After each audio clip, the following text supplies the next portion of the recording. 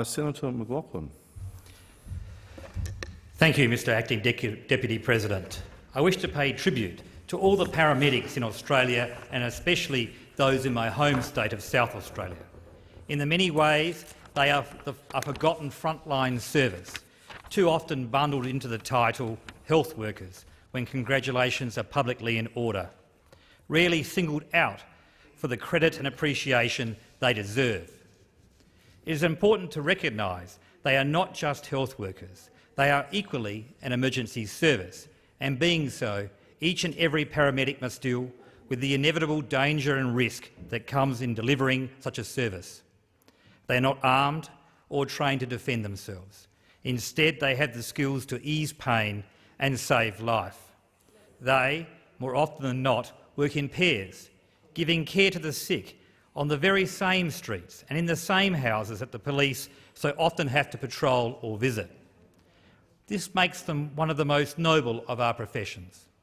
During the pandemic, they just kept going on with serving their communities. While the rest of us adjusted our lives to keep ourselves and our loved ones safe during the pandemic, they walked willingly out the doors of their own homes to serve their communities, leaving their loved ones behind. At the end of their shift, they returned home, often returning in the early morning when their partners are just starting the day, weary in body and soul, desperately attempting to put the trauma they had experienced behind them. Trauma that seems so far from their own personal lives, yet remains within them and subtly challenges and disrupts their efforts to live as others do. The life they lead in our service is what makes them truly exceptional. They are the angels that walk amongst us. Earlier this month, on the 2nd of June, we took time to acknowledge emergency services on the Thank a First Responder Day. We are also currently in the Post-Traumatic Stress Disorder (PTSD) Awareness Month. Both these events drive me at this time to bring the life of a paramedic and the impact of this life on their health to the attention of honourable senators. Paramedics are at great risk by the very nature of their duty from suffering from PTSD. Some research suggests that they are at the highest risk amongst the ranks of emergency services. Research makes it clear that a paramedic's mental health is adversely affected not only by the trauma they experience on a weekly basis, but also by the inherent pressures of their job, such as making life and death decisions, the relentlessness of shift work, training obligations and fatigue. Despite their professional and assured patina, which we all experience when seeking their care, underneath the calm, many are in great pain.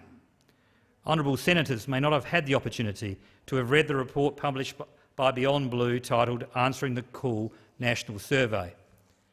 Beyond Blue conducted a national mental health and wellbeing study of emergency services. It makes sobering reading and compels action. Before I came to this place, I spent a modest sojourn at the foot of the Hindu Kush. I know firsthand that many of those who have served in our military far from home now suffer stress associated with their service. There is an abundance of services offered by all levels of government, as well as community support to ensure veterans receive the care that they need. This is the right path, and I'll never waver from advocating for this commitment to our veterans, but I also seek the same commitment for our paramedics. Whilst they do not travel far from home, exposure to traumatic events is an integral part of their working lives.